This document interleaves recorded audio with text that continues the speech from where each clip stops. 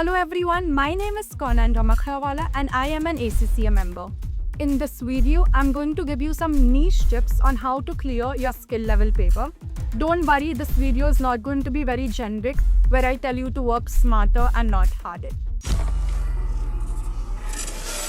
So, your ACCA body has allowed you 3 hours for a 100-mark paper, which means you have 180 minutes for your 100-mark paper. Now, what you have been told to do so far is give 1.8 minutes for every mark. Now, that kind of an approach would have worked for your professional level paper, but let us understand how you can deal with your skill level paper in a better manner. So, your exam structure is divided into such a way where you have 3 sections. You have section A, B, and C. Now, your section A is just a theory MCQ, or it can be a very tiny practical MCQ where you need to do some mental math. Your section B has more detailed case study questions where you will actually have to have the depth of the subject. And then the section C is where you have your full-fledged questions, which is a student's nightmare. And you will actually have to solve the question in your Excel or write up theory.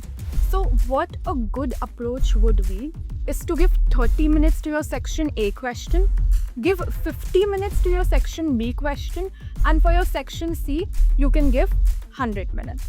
Now, most importantly, for section A theory question, don't debate your MCQs.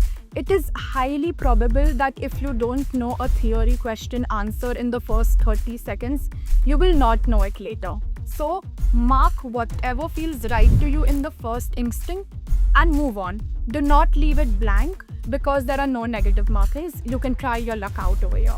For your section C, I highly recommend that you aim for efficiency and not perfection. What I mean by that is, let's say you have a question on consolidation. I would say a half consolidated question with proper workings is going to fetch you more marks than doing the full consolidation question and trying to tally the balance sheet and having wrong answers and being all over the paper. Let us understand how to do a practical question. Now, for your practical questions, your working note are the most important.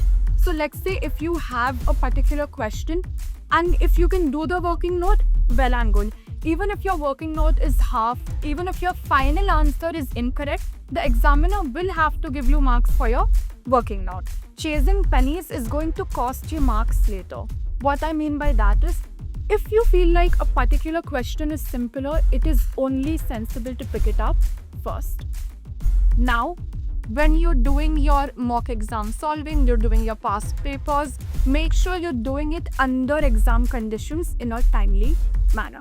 Now, for your theory question, the most important tip, which I have mentioned to 1 million students, yet somehow they forget it in the paper, and that is to write your subheading. Writing a subheading is going to fetch you half a mark. So let's say if you have a 10-marker question, give 4 to 5 points with a good subheading, and under each subheading give 1 or 2 points. Remember, quality over quantity always. For some of the theory questions, you will be told to discuss a particular topic. So for example, if you've been told to discuss the financial statement features, remember that they want from you the pros as well as the limitations. If you only write the advantages and you don't write the disadvantages or the cons, you are going to lose your mark. And lastly, don't waste your time on introduction and conclusion. Although they make the answer very cohesive, they don't have any marks. So if you're going for an introduction and conclusion, keep them short. The last tip that I can give you is, I know what's happening. You've just opened LinkedIn and you've seen your friend post, cleared all ACCA papers in 18 months, and that feeling has hit you in the chest. Try to remember that somebody else's timeline is not your deadline. Don't compare yourself to your friends. Thank you.